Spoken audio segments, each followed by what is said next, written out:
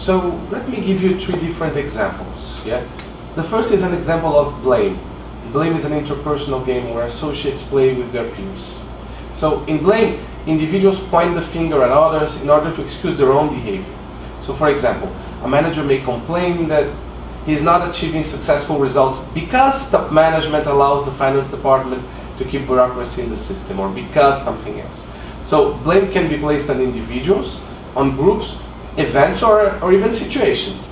But in all the cases, it is part of a win-lose game, where instead of engaging in an honest conversation, in a productive investigation of the real cause of failure, people really devote their time to setting up scapegoats or spreading word of their mistakes. So if I give you another example, when we were coaching an executive named Jack, I came across a case of the blame game.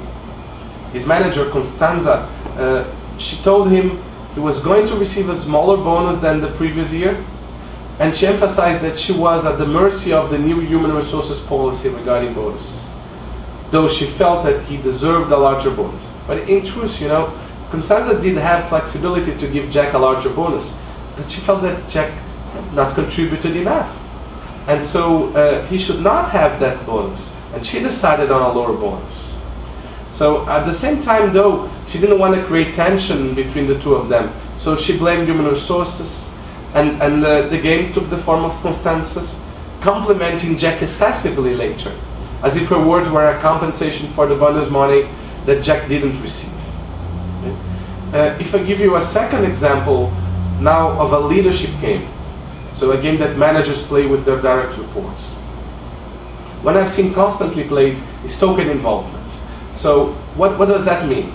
It's a manager conducting, for example, an opinion survey or a focus group or involvement meetings to communicate that people's opinion really matter, but in reality these activities are totally fake, because decision is already taken, and they only they make people feel involved rather than actually really involving them.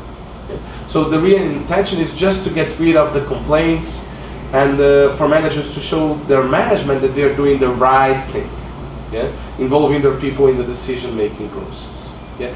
Unfortunately, like medium term, cynicism becomes employees' ultimate response to this game. They lose respect for management. If I give you now a third example, let's say for a budget game called sandbagging. Sandbagging is where managers is played, where managers who have a P&L responsibility, they lowball sales forecasts as a negotiating ploy.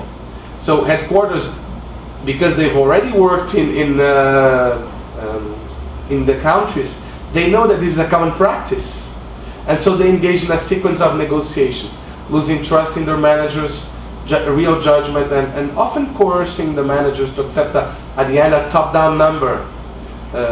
So this game then creates a victimized manager who doesn't feel totally accountable for the budget, and may even try to demonstrate that they were right in the first place.